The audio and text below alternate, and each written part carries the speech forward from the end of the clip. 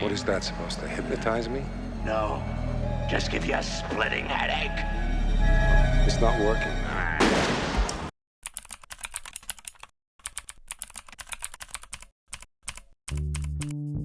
한층 더 업그레이드된 연출력과 한층 더 업그레이드된 빌런들, Meow.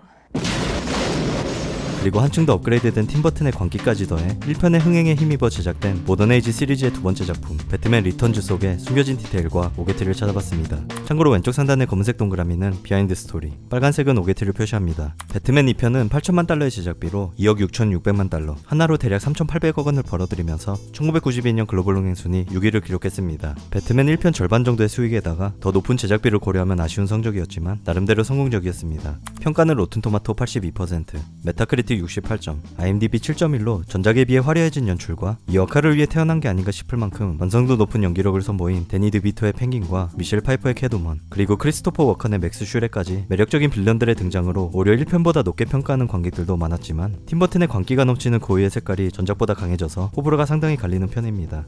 너무 어둡다는 비판과 1편에 못 미치는 흥행 성적 때문에 결국 워너브라더스는 3편부터 감독과 배우들을 전부 갈아엎어버렸지만 슈퍼히어로 역사상 가장 끔찍한 작품이 나와버리면서 오히려 팀버튼의 배트맨이 재평가를 받게 된 계기가 되었는데요. 특히 배트맨 2편은 지난 크리스마스 특집 영상 때도 설명드렸지만 팀버튼 감독 영화를 좋아하는 팬들 사이에서만큼은 성탄절을 삐딱하게 보내는 방법으로 크리스마스 때마다 한 번쯤 꺼내보는 하나의 전통이 되어버린 작품이기도 합니다. Your Beauty and the Beast in one luscious Christmas gift pack.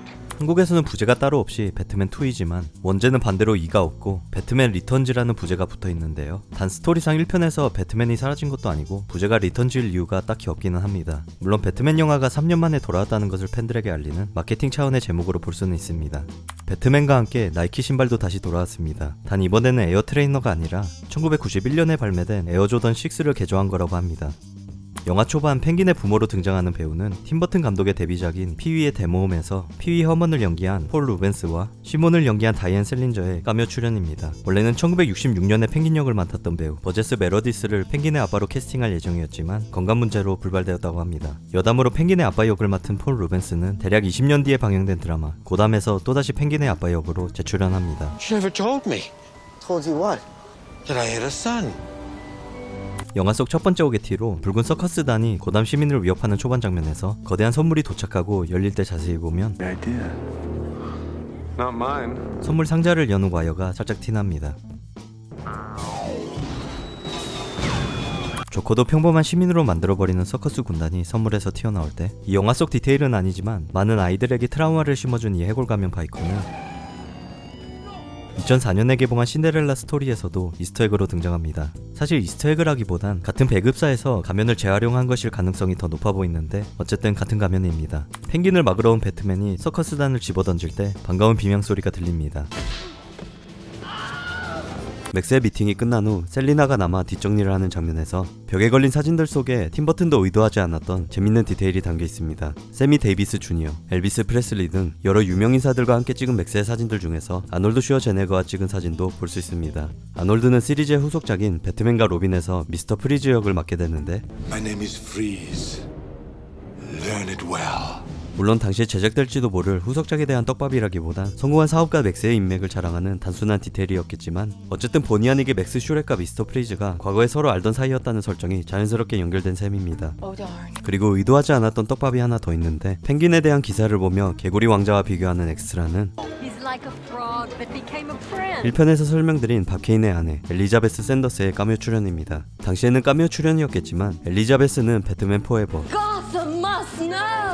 그리고 배트맨과 로빈에서 고담의 뉴스 기자로 또다시 등장하는데요. 마찬가지로 계획된 건 아니었겠지만 배트맨 리턴즈에서는 기자로 활동하기 전의 모습으로 볼 수 있습니다. 밤늦게 사무실에 돌아온 셀리나는 우연히 회사 기밀을 발견하고 맥스와 마주치는 장면에서 셀리나의 안경에 비친 그림자를 집중해서 보면 캐도먼의 가면을 연상시킵니다. 물론 셀리나가 캐도먼이 될 것을 암시하는 기발한 디테일이지만 팀버튼 감독에 따르면 이것 또한 계획된 연출은 아니었고 촬영 감독이 조명을 재정비하다 우연히 캐도먼의 가면과 비슷한 그림자를 만들어냈는데 옆에서 지켜본 팀버튼 감독이 마음에 들어 즉석에서 넣은 디테일이라고 합니다. Stefan was sort of playing around with the lights or whatever and kind of planned, kind of not planned, but sort of turned out then to look 캐도먼을 만들어내고 펭귄을 뒤에서 조종한 영화의 진짜 최종 보스 맥스 슈렉은 원작 코믹스에서는 없는 캐릭터로 팀버튼 감독의 창작인데요. 이름의 유래는 1922년에 개봉한 최초의 흡혈귀 영화 노스페라투에서 흡혈귀를 맡은 맥스 슈렉의 이름을 그대로 따온 겁니다. The name Max Schreck that goes back to sort of an homage to vampire. 이유는 자신의 이익을 위해 다른 누군가를 희생하는 게 마치 인간의 피를 빨아먹는 흡혈귀와 비슷해서였다고 하는데요. 이름뿐만이 아니라 의상과 분장 또한 의도적으로 흡혈귀의 느낌을 주었다고 합니다. 그리고 이 부분에 대한 재밌는 디테일도 하나 발견했는데 맥스가 셀리나를 빌딩 아래로 밀어버릴 때 셀리나의 목을 자세히 보면 마치 흡혈귀에게 물린 듯한 이빨 자국을 볼 수 있습니다. 물론 단순한 우연일 수도 있지만 흡혈귀 설정에 어울리는 디테일이라 넣어봤습니다. 빌딩에서 떨어진 뒤로 멘탈 나간 셀리나는 가죽 자켓을 꺼내 캐드먼 슈트를 만들기 시작하는데요. 자세히 보면 가위를 집어들 때 분명 파란색이었는데 곧바로 이어지는 장면에서 핑크색으로 바뀝니다.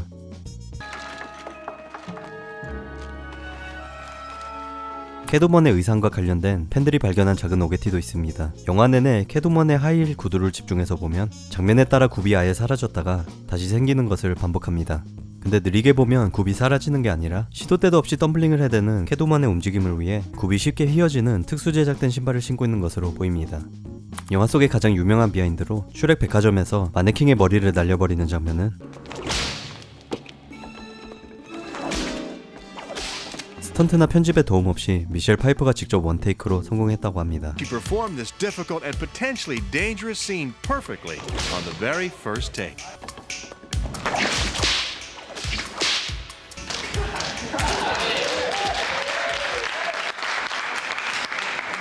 진짜 미셸 파이퍼가 책식으로 머리를 맞췄는지 유심히 돌려보다 장면 속에 오게티도 하나 발견했는데요. 미셸 파이퍼의 재능을 폄하하려는 건 아니지만 마네킹 머리 뒤쪽을 자세히 보면 이 유명한 비하인드를 의심하게 만드는 와이어 장치가 살짝 보입니다. 물론 장치의 도움 없이 직접 날려버린 걸 수도 있지만 어쨌든 극 중에서 와이어가 노출된 건 오게티로 봐야겠죠.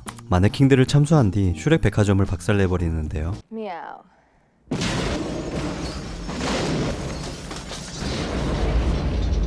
이어지는 씬에서 배트맨과 옥상에서 싸울 때 배경을 자세히 보면 슈렉 백화점이 멀쩡합니다.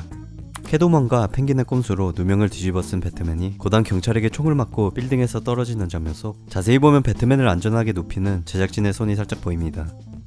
극장판에서는 손이 더 잘 보였다고 하는데 DVD 버전에서는 어느 정도 편집되어서 손가락만 살짝 보이지만 완전히 제거하진 못했습니다.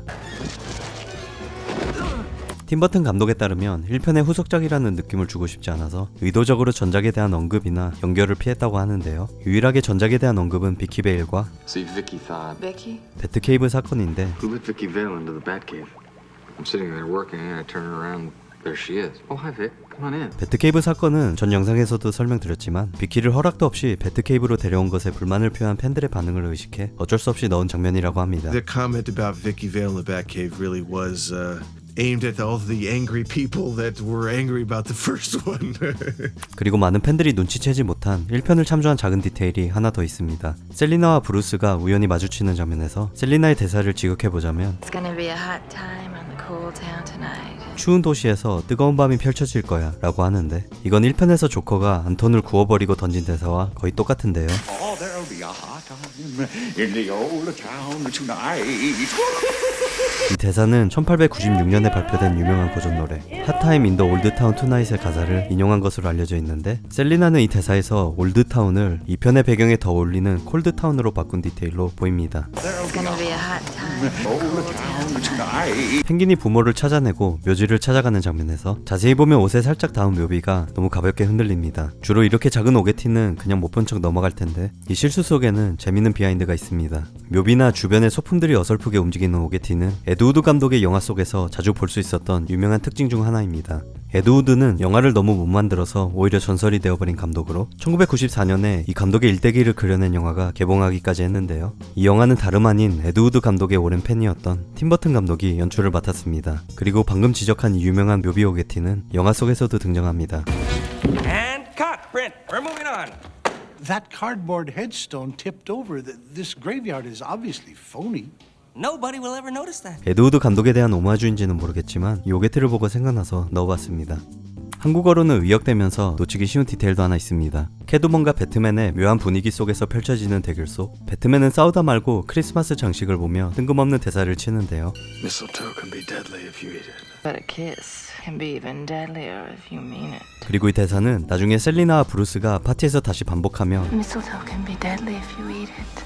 A kiss can be even deadlier. 서로의 정체를 알게 되는 중요한 연결고리로 작용합니다. 하지만 한국어로는 장식이 떨어지면 위험해로 의역되어 있지만 Mistletoe can be deadly if you eat it. 직역하면 상당히 다릅니다.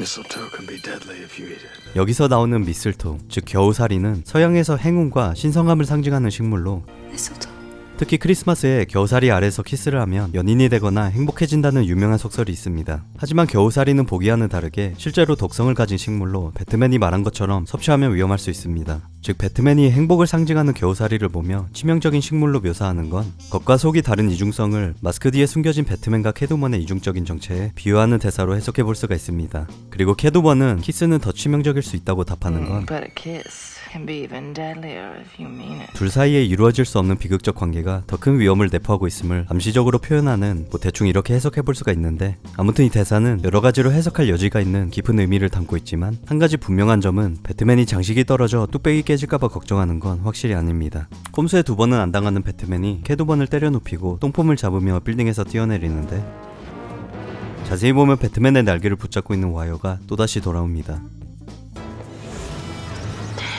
맥스는 자신의 정치적 이익을 위해 전 시장을 버리고 펭귄을 새로운 시장으로 설득하는 장면에서 맥스를 집중해서 보면 입고 있던 코트가 갑자기 사라집니다.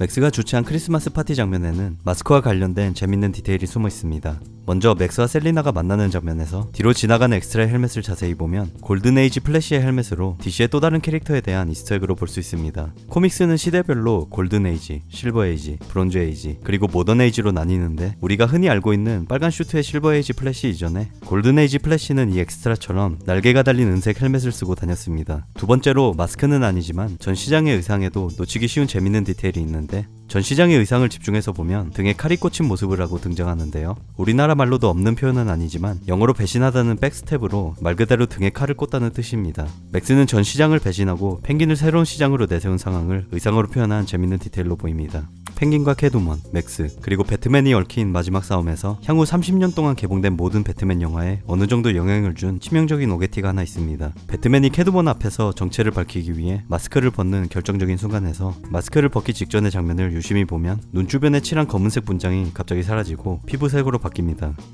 이유는 마스크를 벗는 순간 이러면 깨기 때문에 마스크를 벗기 직전 눈 주변의 검은 분장을 모두 지운 걸로 보이는데요. 주로 배트맨의 가면은 눈구멍이 눈보다 커서 주위를 검게 칠하는 것이 일반적인 설정인데, 이 장면 속의 어색함을 발견한 팬들은 향후 개봉된 모든 배트맨 영화에서도 마스크를 벗자마자 말끔해지는 브루스의 모습을 지적하기 시작했고, 결국 2022년에 개봉한 더 배트맨 영화에서는 눈 주변을 검게 칠하는 것을 아예 캐릭터 설정의 일부로 포함시키기까지 했습니다. 그리고 이 망할 와이어는 영화 끝까지 괴롭히는데, 펭귄이 죽고 물속으로 끌려가는 장면에서 자세히 보면 펭귄을 끌고 가는 건 다른 펭귄들이 아니라 등 뒤에 와이어가 잡아당기고 있는 것을 볼 수 있습니다.